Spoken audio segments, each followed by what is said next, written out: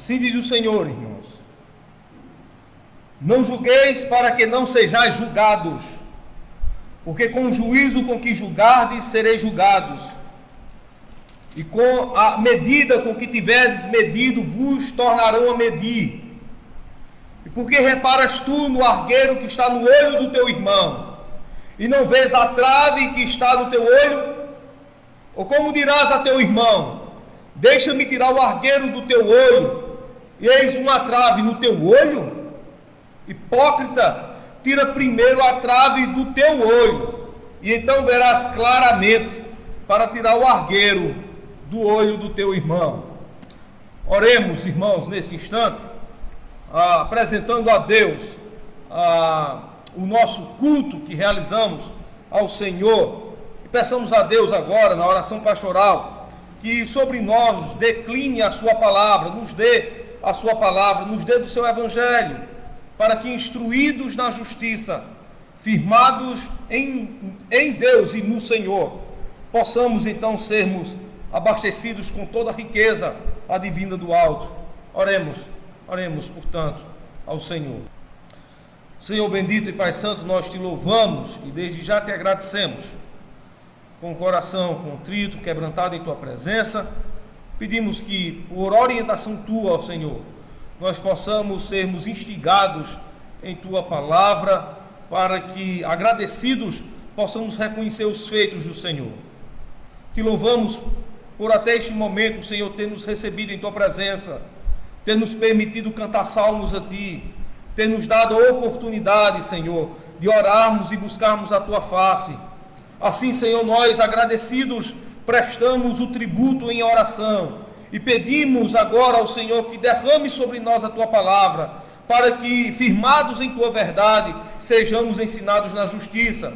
Glória, louvor e honra sejam dados a ti, e nós te agradecemos por tudo, e o fazemos isso por intermédio do teu Filho Jesus Cristo, Senhor, que vive, que reina para todo sempre. Amém.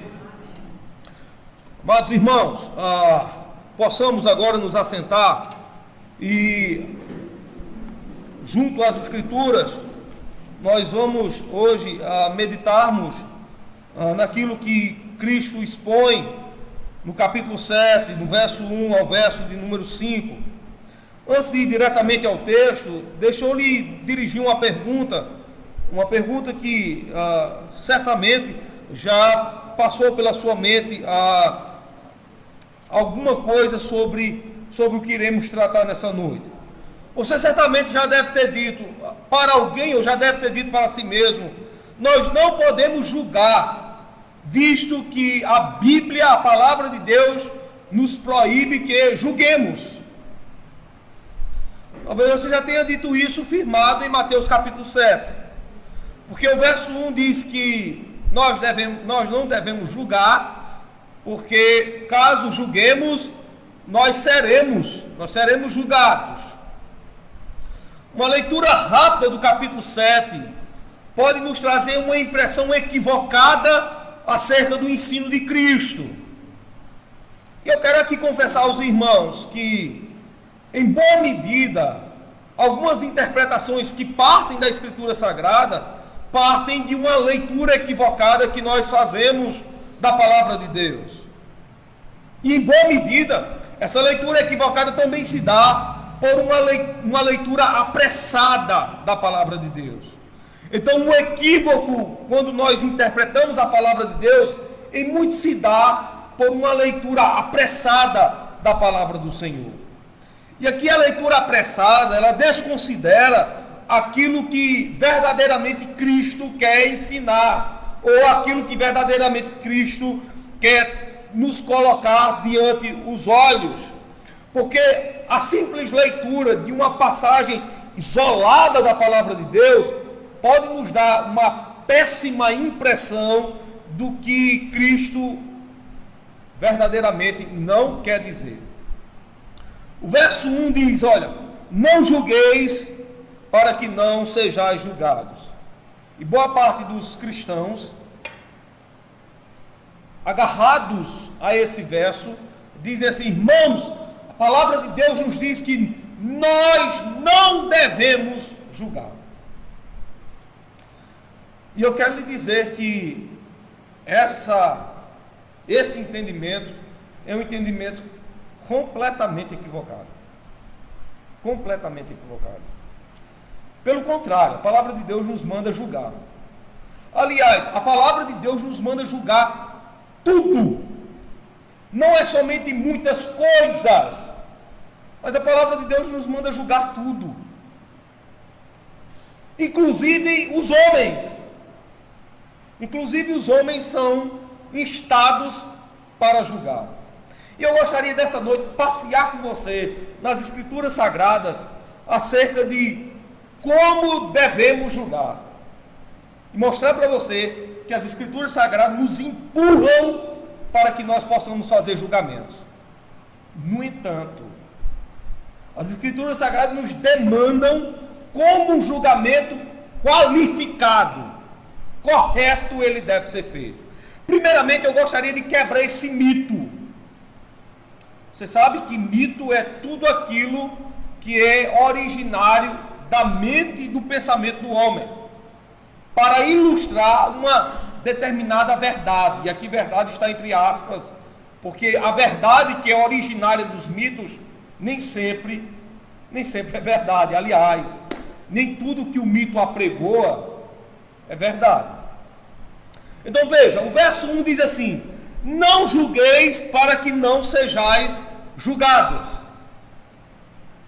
Será que é isso mesmo que Cristo quer dizer?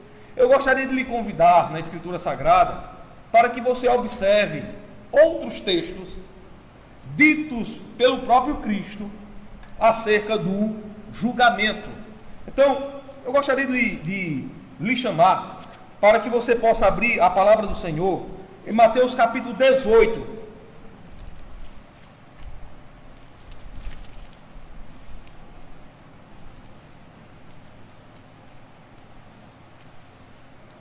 Mateus capítulo 18, verso 15 diante, nós temos agora uma passagem que Cristo nos dá a impressão e o entendimento acerca de que, de fato, devemos julgar.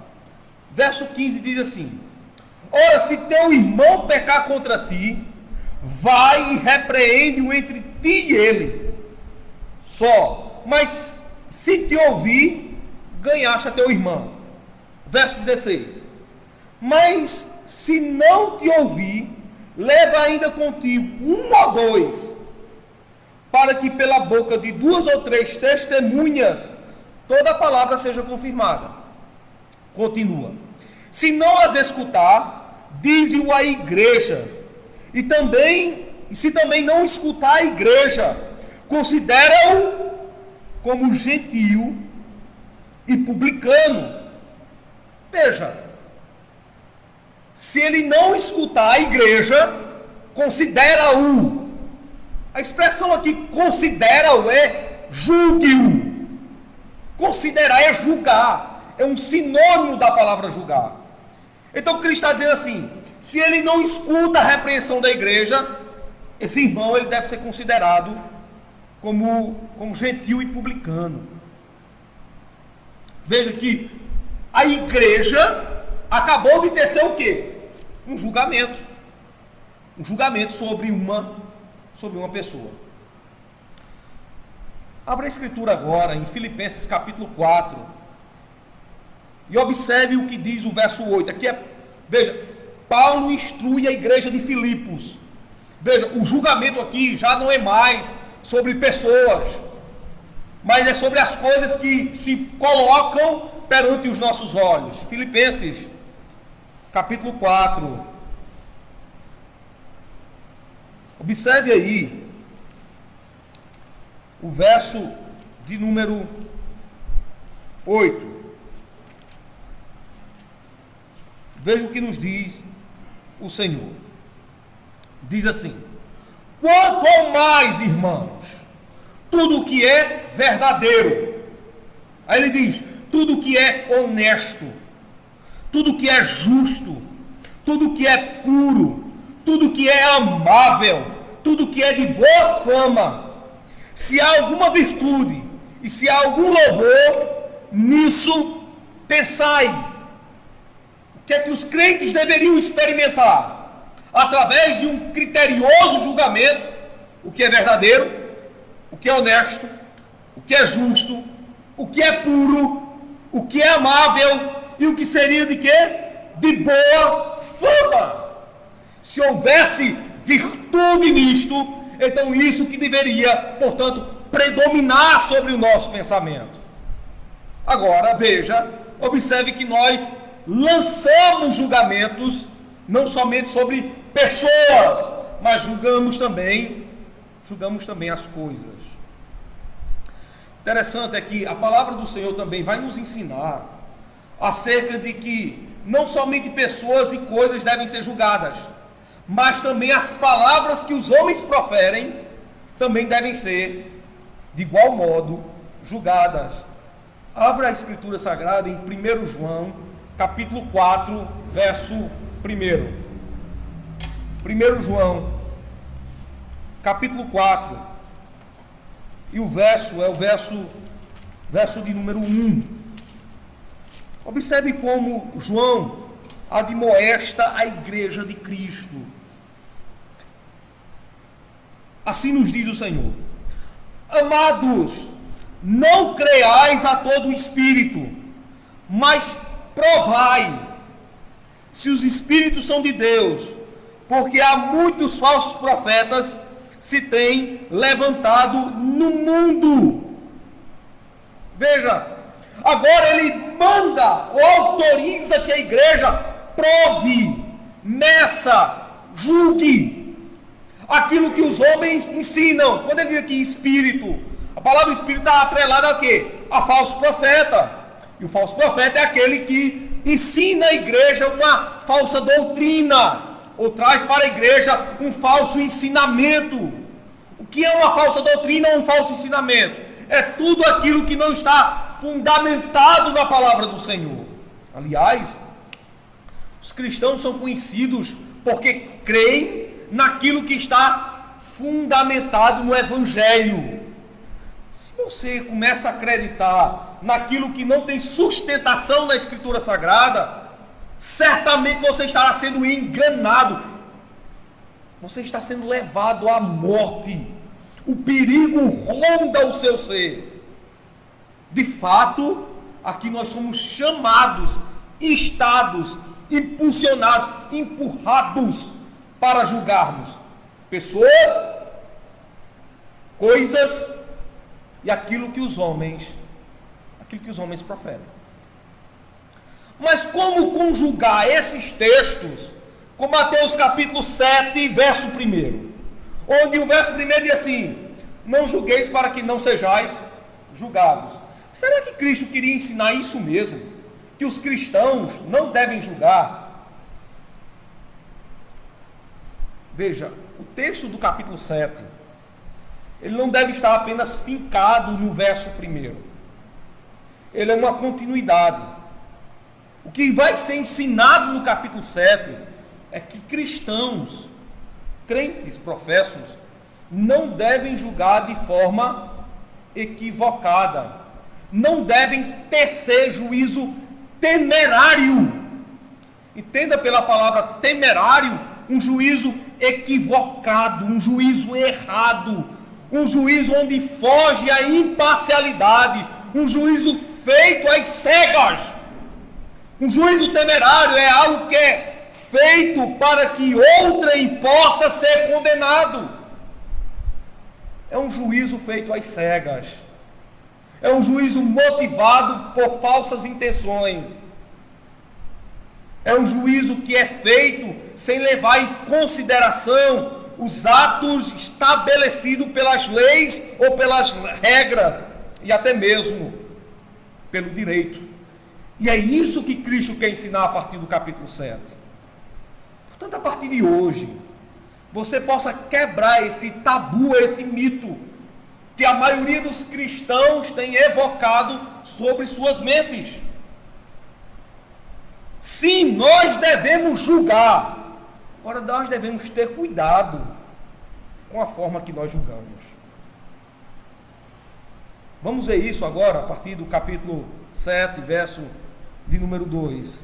Então, retornem ao texto de Mateus capítulo 7, verso de número 2. O verso 2 diz o seguinte: porque com o juízo com que julgardes, sereis julgados, e com a medida com que tiverdes medido, vos tornarão a medir. Então Cristo agora faz uma solene advertência aos cristãos: tomem cuidado com a forma que vocês julgam. Então alguém agora pode bater no pé e dizer assim: pastor, veja, eu estou entendendo à luz da palavra de Deus que eu posso julgar, mas eu prefiro me abster do julgamento. Eu não quero tecer julgamento nenhum, porque a própria palavra de Deus me diz que se eu julgar, eu serei também julgado. E à medida com que eu medir, ou à medida com que eu julgar, eu serei medido, ou eu serei julgado. Então, preferível me é não tecer julgamento algum. Eu quero quebrar esse segundo mito sobre você se ausentar do julgamento. Deixa eu lhe dizer algo. Geralmente, quando nos isentamos de algo, é porque nós queremos ficar imparciais. Imparcialidade nunca foi uma marca do cristianismo. O mundo, por exemplo, apregoa que o melhor caminho é o caminho do meio. Você nem deve ir para a direita, nem deve ir para a esquerda. O melhor caminho é sempre seguir no caminho do meio. Deve haver por parte dos cristãos sempre uma imparcialidade. Isso é o que o mundo apregou, isso é o que o mundo diz. Mas como um cristão ele não anda mageado pelas sentenças do mundo, como um cristão não anda fincado os pés naquilo que o mundo acha ou naquilo que o mundo diz, como um cristão deve andar com os pés fincados na palavra do Senhor, visto que é a palavra do Senhor lâmpada para os nossos pés e luz para o nosso caminho, o caminho do meio, o caminho da imparcialidade, ele deve ser completamente rejeitado. Nós somos parciais, nós temos um lado, o nosso lado é o lado de Cristo. Nós não ficamos entre o mundo e Cristo. Aliás, houve um povo na antiguidade que ficou imparcial. Eles tanto eram favoráveis a Cristo, como eles também eram favoráveis ao mundo. O capítulo 3 do livro de Apocalipse nos fala acerca dos crentes lá de Laodiceia. Eles eram tanto tendenciosos a ficarem ou abraçarem a Cristo, como também eles eram muito amigos do mundo. Como nós bem sabemos, e João explica, aquele que se torna, portanto, amigo do mundo, se torna inimigo de Deus. Aquele que, portanto, ama o mundo, o amor do Pai, portanto, não se encontra nele. Vocês conseguem lembrar do que Cristo disse acerca da igreja de Laodiceia?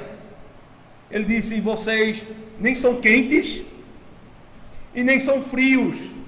Vocês são o quê? Vocês são mornos. Vocês estão entre a água gélida e vocês estão entre a água que evapora. Vocês nem são frios e nem são quentes. Vocês são mornos. E o que é que vai acontecer com a água que é morna? Ela será o quê? Vomitada. É isso que diz sobre a igreja de Laodiceia. Mas o cristão ainda pode bater no peito e dizer assim: pastor, mesmo assim eu entendo que jamais eu devo proferir alguma sentença de julgamento, visto que um dia eu serei julgado, para que eu não seja, portanto, julgado por Cristo, então eu evito uma sentença de julgamento. Deixa eu lhe dizer, todos nós que aqui estamos, quer julguem ou não, todos devem um dia serem julgados por Cristo. Eu gostaria de lhe convidar para que você abrisse a sua Bíblia, a Palavra de Deus, no capítulo de número 5 e no verso de número 10. Observe a estrutura do verso. Veja que Cristo agora traz uma mensagem para a igreja, e na lembrança de Paulo, Paulo está agora doutrinando o povo de Deus, dizendo o seguinte: olha, irmãos de Corinto, visto que o pecado está entre vós, vocês não devem se equivocar do julgamento. E ele agora presta um motivo pelos quais os cristãos não deveriam se esquivar de julgamento. Observe o verso de número 10 do capítulo número 5. Veja, assim nos diz o Senhor: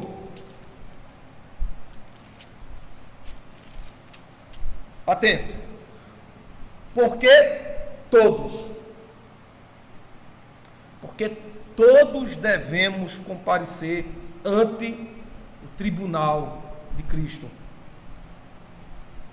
para que cada um,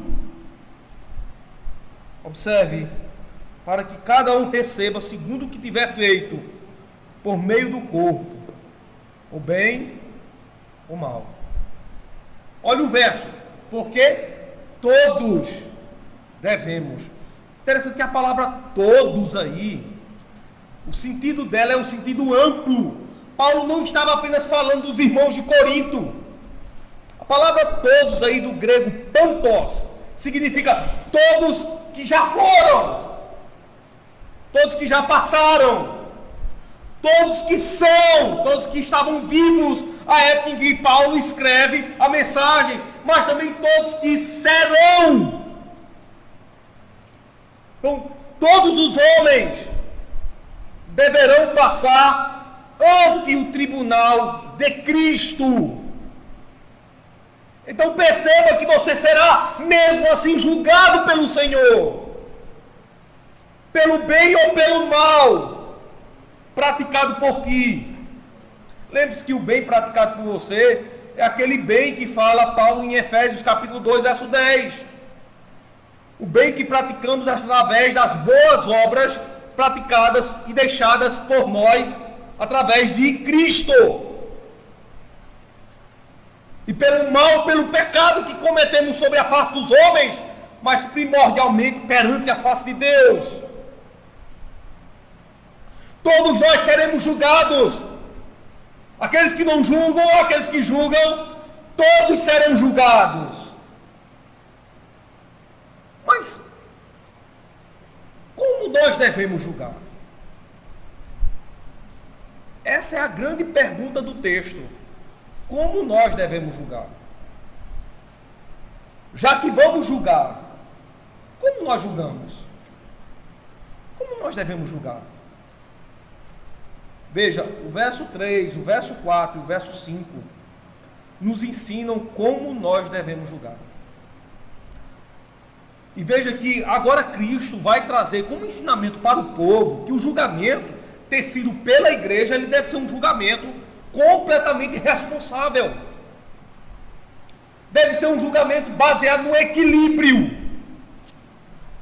não na isenção, mas deve ser um julgamento que deve ser baseado no equilíbrio. Atente aí para o verso número 3. Porque reparas tu no argueiro que está no olho do teu irmão, e não vês a traves que está no teu olho. Então veja, ele agora começa a colocar os critérios pela forma como devemos julgar. Ele diz assim: por que você está reparando? Por que você está julgando?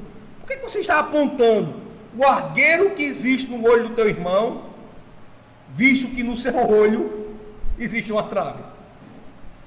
Veja, como é que você pode julgar seu irmão? Por um cisco, por um argueiro que está no olho dele, visto que no seu olho existe uma trave, uma barreira enorme de madeira. Então ele está chamando a atenção para o fato como você julga. Veja, o fato como você julga é predominante na sentença do julgamento. Como é que você pode dizer para o seu irmão, não roube, sendo você um ladrão? Não adultere, você sendo adúltero. Como você pode chamar o seu irmão à responsabilidade, sendo você um irresponsável? Como você pode pregar honestidade na igreja, se você compra na rua e não paga? Como você pode irradiar a luz de Cristo, se você é pura treva? Meu querido irmão, a forma como você se apresenta para julgar o seu irmão diz mais sobre você do que sobre ele. Sim, nós devemos julgar, mas observemos a forma como nós estamos julgando. A forma como nós estamos julgando diz muito sobre nós e sobre o que nos aguarda.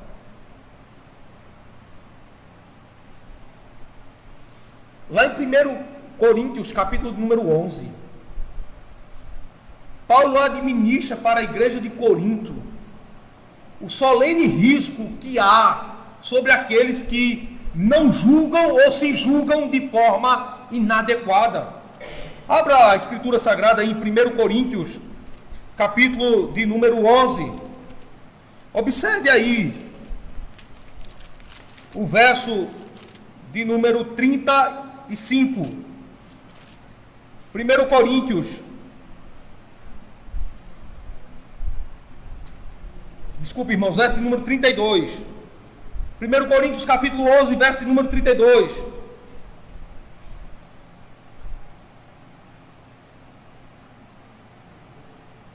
Verso 31. Porque se nós nos julgássemos a nós mesmos, não seríamos julgados.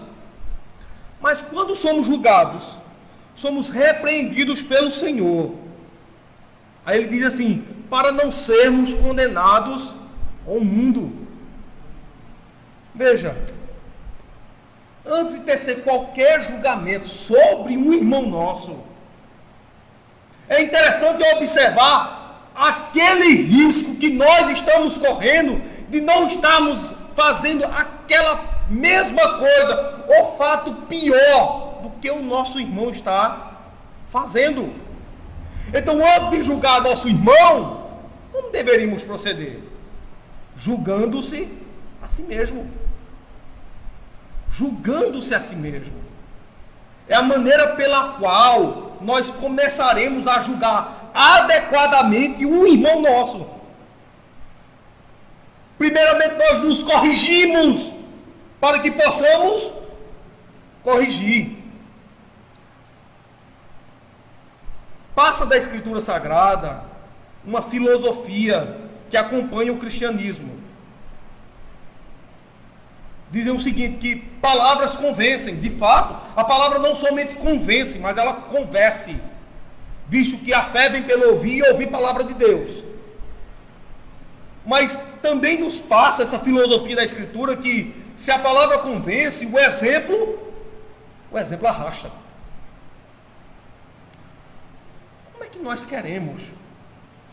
Ou como nós vamos ousar pensar em querer que um dos nossos irmãos possa se adequar à justiça, ser reto para com o Senhor, se aquele que julga tem deixado para trás um exemplo péssimo, um exemplo equivocado, que não é firmado na justiça? Como nós vamos querer ajudar os nossos irmãos, se nem nós mesmos conseguimos nos ajudar? Você deve lembrar que se você parte para auxiliar o seu irmão, você tem que lembrar daquela premissa da qual disse Cristo. Para que nós possamos amar os nossos irmãos, o que é que nós devemos fazer primeiro? O que é que diz a palavra do Senhor? Amar o próximo. Amar o próximo como assim mesmo. Como é que nós podemos amar o nosso irmão se nós nem nos amamos? Como é que nós podemos corrigir o nosso próximo se as nossas vidas apontam os dedos contra nós mesmos? Se nós estamos completamente equivocados na maneira de pensar e também na maneira de agir? Como é que podemos usar do exemplo para arrastar se nós mesmos estamos trancafiados em trevas? Como nós queremos mudar o nosso vizinho, o nosso próximo, o nosso irmão do lar, o membro da nossa casa, se o nosso exemplo denuncia contra nós? E aqui eu gostaria de lhe chamar a atenção que, em boa medida, os ímpios não se convertem tendo você como culpado.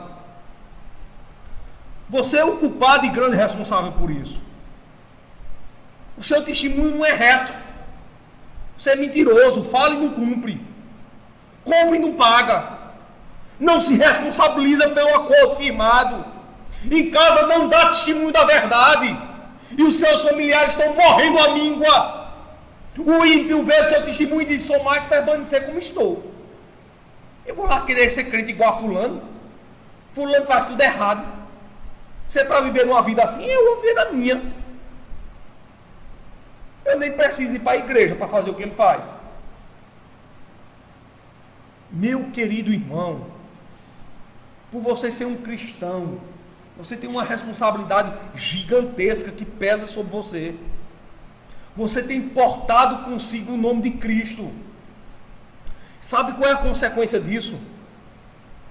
Cristo disse: olha, é impossível que não venham os escândalos, mas ai daquele pelo qual o escândalo é vindo.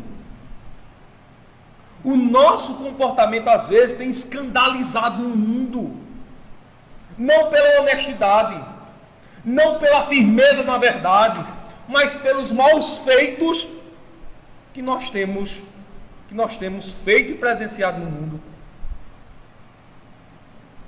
Como é que nós podemos dizer assim: eu amo as pessoas, se andando equivocadamente nós apregoamos para o mundo que nós nem amamos a nós mesmos? Observe a premissa daquilo que Cristo falou: ame o próximo como a si mesmo. Ora, eu só posso amar o meu próximo se primeiramente eu me amar. Se eu não me amo, eu não posso amar ninguém. Você já deve ter ouvido falar do masoquista. O masoquista é aquele que não tem amor próprio. E ele produz dores no seu corpo. Ora, o masoquista ele nunca pode expressar a realidade de amor, visto que nem pelo seu próprio corpo ele ama. E se ele não ama a si mesmo, como ele pode amar quem está do seu lado? Queridos irmãos, o nosso exemplo deve arrastar a muitos, mas para isso nós devemos nos corrigir. E o instrumento pelo qual nós usamos para que haja correção em nós não é outro senão a palavra de Deus. Aliás, ela é luz para onde? Para os nossos pés. Aliás, lâmpada para os nossos pés, e é luz para o nosso caminho. Luz para os pés e para o caminho. Ela, portanto, deve nos orientar para que possamos andar firmemente na justiça. Lembremos-nos do que cantemos há poucos instantes. Estávamos cantando o Salmo de número 26. E o Salmo 26 expressa a verdade de Cristo. E ele imprime para nós, para que também, como exemplos de seguidores de Cristo, verdadeiros cristãos, nós também sejamos impulsionados a andarmos na justiça. Cristãos são chamados para andarem na justiça. Cristãos vivem plenamente a expressão máxima da justiça de Deus. E, portanto, eles primeiro se consertam para que possam agir na vida dos seus irmãos. Ora, qual o perigo que há se nós, mesmo assim, tentarmos corrigir o nosso irmão e não nos corrigirmos antes? É o que diz o verso de número 4 e o verso de número 5. Atente aí para o verso 4. Ele diz assim, capítulo 7 de Mateus.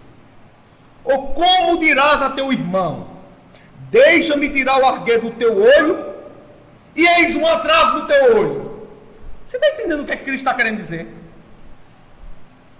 Não sei se você já teve um argueiro no olho. O cisco que já pegou no seu olho. Incomoda. É como se alguém que tivesse um cisco no olho chegasse para alguém e dissesse assim: você pode com uma pinça tirar o argueiro ou o cisco do meu olho? Aí a pessoa diz: eu posso, deixa eu tirar. Só que a pessoa que vai tirar, ela tem uma trava, ela está cega. Então chegue em casa, tente colocar um cisco no olho e procure o cego mais próximo da sua casa, entregue uma pinça na mão dele e diga assim: por favor, tira aqui o cisco do meu olho, para você ver o que é que acontece. Ele arranca o seu nariz, ele arranca seus dentes, ele tira os fios de cabelo da sua cabeça. É mais fácil ele arrancar o seu olho. Ele faz de tudo, menos tirar o cisco. Veja só, sabe quem é essa pessoa que está com cisco no olho? Talvez seja o irmão que está do nosso lado, que muitas das vezes nós o julgamos. Mas sabe quem é que está com a trave do olho? Talvez seja eu e você, que estamos completamente cegos e não podemos ajudar o nosso irmão, tirar um cisco no olho, visto que nós temos uma trave no nosso. Queridos irmãos, se nós verdadeiramente amamos aqueles que estão dos nossos lados, se nós verdadeiramente expressamos ou desejamos expressar amor por aqueles que necessitam, lembremos-nos daquilo que disse Cristo na ceia: julguemos nós a nós mesmos, para que nós não possamos ser julgados e condenados com quem? Com o mundo. E qual é a sentença que Cristo nos dá quando nós não nos consertamos e queremos consertar os outros? Observe a parte conclusiva do texto. É o verso número 5. Ele diz assim: hipócrita. Você sabe o que é o hipócrita? É aquele que quer se apresentar tendo uma vida completamente equivocada. Cristo diz que o hipócrita, aqui no próprio texto de Mateus, ele é semelhante a um sepulcro caiado, exuberante por fora, mas podre por dentro. Veja, você deixou de ser um cristão e passou a ser o quê? Um hipócrita.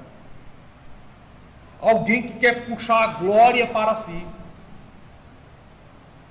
Atente que lá no capítulo 6, o hipócrita se apresenta para orar, e ele se coloca de pé, e as pessoas o observam e atentam para as bonitas e belas palavras que ele diz, e ele está sendo acusado de hipocrisia. Observe que o hipócrita, ele quer se apresentar levando a sua esmola e entregando a sua esmola publicamente, para que possa, portanto, ser reconhecido pelos homens. Atente que ainda lá no capítulo 6 o hipócrita faz o seu jejum e desfigura o seu rosto para que possa ser observado pelos homens e possa aparentar aos homens que jejuam e, portanto, possa lhe roubar a glória de Deus, trazendo a glória do Senhor para si mesmo. Esse é o hipócrita. Ele é fincado no erro, ele não é estruturado na verdade, ele vive no engano. No entanto, ele quer corrigir os outros. Ele é perito na correção. Ele não conhece a palavra de Deus porque a odeia. Porque se a conhecesse e a amasse, certamente sua vida seria completamente corrigida. Ele observaria que ele não poderia tecer um julgamento temerário. Eu quero lhe mostrar agora na Escritura Sagrada o prejuízo de um julgamento temerário. O que pode acontecer com alguém que julga de forma temerária. Abra a Escritura Sagrada aí em João capítulo 8. O texto vai do verso 1 ao verso 11, mas eu não vou ler todo o texto. Vou ler apenas aquela passagem que Cristo coloca o dedo ao chão. João capítulo 8, verso 1 ao verso 11, mas observe aí o verso de número 6. O perigo de um julgamento temerário. O perigo que ocorre quando você quer julgar alguém, sendo você ainda mais condenável por aquilo que julga. Veja, para que vocês tenham ideia do que eu estou falando, observe aí o verso de número 3. Diz assim: e os escribas e fariseus trouxeram-lhe uma mulher apanhada em adultério. Então, escribas e fariseus queriam julgar uma mulher apanhada em adultério. Agora observe o verso 6. Isto diziam eles. O que é que eles diziam? Verso 5. E na lei nos mandou Moisés que as tais sejam apedrejadas. Tu, pois, o que dizes? Aí no verso 6 diz assim: isto diziam eles, tentando, para que tivessem do que o acusar. Mas Jesus, inclinando-se, escrevia com o dedo na terra. Veja só. Observe agora o verso 7 e o verso 8. E como insistissem, perguntando-lhes, endireitou-se e disse-lhes: aquele que dentre vós está sem pecado, seja o primeiro que atire pedra contra ela. Olha o verso 8. E tornando-se a inclinar-se, escrevia na terra. Pastor, o que é que isso tem a ver com o julgamento? Os homens chegaram para Jesus, disseram: olha, nós apanhamos uma mulher pega em adultério, a lei de Moisés nos manda que ela seja apedrejada, e agora tu o que dizes? Ele foi lá e colocou o dedo no chão, não foi? Verso de número 6, ele escreveu com o dedo no chão. Eles insistiram, verso de número 7, no verso de número 8, ele foi novamente e colocou o dedo no chão. O que é que Cristo quis dizer com aquilo? Vocês querem saber? Abram a Escritura Sagrada em Jeremias capítulo 17, e verso de número 13. Profeta Jeremias, capítulo de número 17, e verso de número 13. Ó Senhor, esperança de Israel, todos aqueles que te deixam serão envergonhados. Os que se apartam de mim serão escritos sobre a terra, porque abandonam o Senhor, a fonte das águas vivas. Aqueles homens julgaram de forma equivocada aquela mulher. E o que é que Cristo faz agora no verso número 13 de Jeremias? Está dizendo que eles estão apartados do Senhor, serão envergonhados, serão escritos na terra um símbolo de morte. Aquele que julga temerariamente será punido pela mão do Senhor. Qual é o risco que se corre quando julga-se temerariamente? O risco que se corre quando se julga temerariamente é alguém ser punido com a pesada mão de Deus. Aí você tem que se lembrar daquilo que eu disse na metade da exposição. Todos nós devemos comparecer ante o tribunal de Cristo. 2 Coríntios 5, verso 10. E agora Deus nos julga, dizendo: você procedeu de forma equivocada, escandalizou o mundo, meu nome foi escandalizado por sua causa, e agora você está sendo julgado e punido. Seu nome vai ser sepultado, colocado ao chão. Esse é o risco que se corre quando se julga temerariamente. Meu amado irmão, para finalizar a mensagem, nós temos implicações diretas ao texto. Volte aí para Mateus capítulo número 7, verso de número 1 ao verso de número 5. Observe agora comigo as implicações diretas do texto. A primeira é que nós quebramos um tabu. Nós devemos julgar. Sim, nós devemos julgar. Todos nós somos chamados para julgar. O segundo tabu que nós quebramos é que nós devemos ter cuidado com a forma que nós julgamos. E como é que nós devemos ter cuidado com a forma que nós julgamos?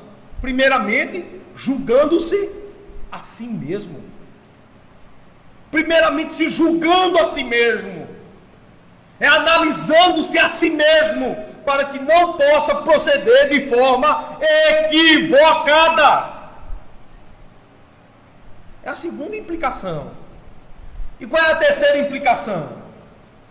Se nós formos julgarmos ainda de forma equivocada, lembre-se que nós seremos punidos por Deus. Não somente julgados agora por Deus, mas condenados com o mundo. O cristão deve julgar,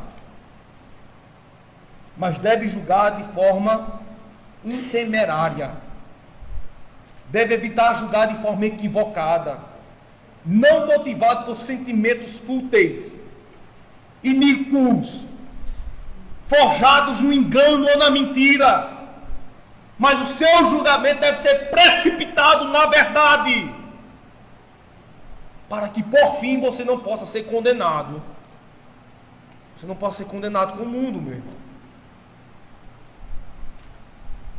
O segundo tabu que nós quebramos aqui é sobre aquela expressão de ser isento. O cristão não é chamado para ser isento. O isentão, não, eu vou ficar em cima do muro. Você tem um lado. De um lado está o mundo, do outro lado está Cristo. A esperança que repousa nos nossos corações, que versa a partir da Escritura, é que o seu lado seja o lado de Cristo. Tome o lado de Cristo como o seu lado, ainda que o mundo lhe condene, como condenou os santos profetas, como condenou e perseguiu os apóstolos de Cristo. Lembre-se que João, por exemplo, foi mandado à ilha de Patmos, Apocalipse capítulo 1, verso 9 e verso 10, por causa da palavra e do testemunho de Cristo. O seu lado é o lado de Cristo, não é o lado do mundo. Ah, mas as pessoas vão me julgar equivocadamente. Que julguem. Ah, mas os homens vão me odiar. Que odeiem. Antes o amor de Deus do que os prazeres dessa vida. Antes aliados com o Senhor do que aliados com o mundo. Em várias batalhas travadas por Davi, muitas delas o exército estava cansado, alguns membros completamente abatidos. O mundo se levantava contra a pequena Israel. E veja, só que havia um diferencial gigantesco e enorme. O Senhor sempre estava com o seu povo. E quando o Senhor estava com o seu povo, ainda que o mundo se levantasse contra eles, eles sairiam completamente vitoriosos. Meu querido e amado irmão, uma aliança com Deus, ou uma vida com Deus, é muito melhor do que uma vida no mundo. Lembre-se daquilo que expressou o Senhor. O que adianta ganhar o mundo inteiro? E por fim você, fatidicamente, de forma trágica, perder a sua alma. Para onde corrermos para fazermos um julgamento equilibrado, completamente eivado na verdade? Veja, Cristo deixou isso de forma muito clara. Mateus capítulo 11, verso número 28. Vinde a mim todos vós, que estáis cansados e sobrecarregados, eu vos aliviarei. Tomai sobre vós o meu jugo e aprendei de mim, que sou manso e humilde de coração, e no fim encontrareis descanso para as vossas almas. O melhor julgamento e o melhor modelo de julgarmos o mundo, os homens e todas as coisas repousa em Cristo e na sua palavra. O seu lado deve ser o lado de Cristo. Tome causa mas tome como sua causa a causa de Cristo. Lute ao lado de Cristo. O mundo nunca é nosso aliado. O mundo não nos ama. Eles nos odeiam. A nossa vida é incompatível com este mundo. E eu até gostaria agora de lhe dizer algo. Veja, sabe que o nosso habitat não é aqui. A eterna morada dos filhos de Deus será num mundo completamente refeito, sob o prisma do poder do Senhor. Então não há motivo nenhum para que amemos o mundo. O nosso lado é o lado de Cristo. E o nosso julgamento é por intermédio da palavra do Senhor. Se os homens procedem equivocadamente, até os nossos irmãos, os corrijamos pela palavra de Deus. As coisas que devemos colocar os nossos olhos e as possuir devem ser fincadas na verdade. Se não forem, não nos servem. Se os homens vierem até nós ensinando um outro testemunho, nos dando uma outra palavra, nos ensinando alguma outra coisa, que senão a palavra de Deus, isso não serve a um cristão. O nosso lado sempre será, portanto, o lado de Cristo.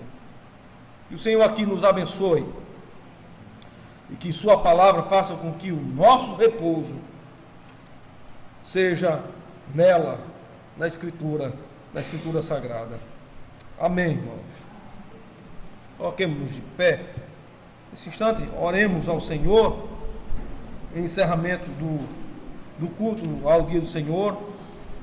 Recebamos, logo depois da oração de gratidão, a bênção divina, e em resposta ao culto, cantemos o Salmo de número, acho que é o Salmo 26, Salmo 11. Cantemos o Salmo de número 11. Oremos ao Senhor, irmãos. Bendito Senhor, nós te louvamos, te agradecemos. Enraizados na tua palavra e fincados na tua verdade, expressamos o nosso amor e o nosso desejo em verdadeiramente te servir. Abençoa o teu povo, nos guia por intermédio do Evangelho Santo, ensina-nos as tuas veredas, para que na verdade possa estar sendo encontrado o nosso caminhar. Ó Senhor, nos dá descanso por intermédio do poder de tua palavra. É pelo nome santo e maravilhoso de Cristo Jesus, o Senhor, que nós te louvamos e te agradecemos por tudo quanto o Senhor tem nos feito, pelos irmãos que congregam, por aqueles que se esforçam através da tua graça para se manterem contigo. Ó Deus, os mantém na verdade. Assim é a nossa oração de gratidão, e é pelo nome de Cristo que nós expressamos o nosso louvor a ti, em forma de oração, agora e para sempre. Amém.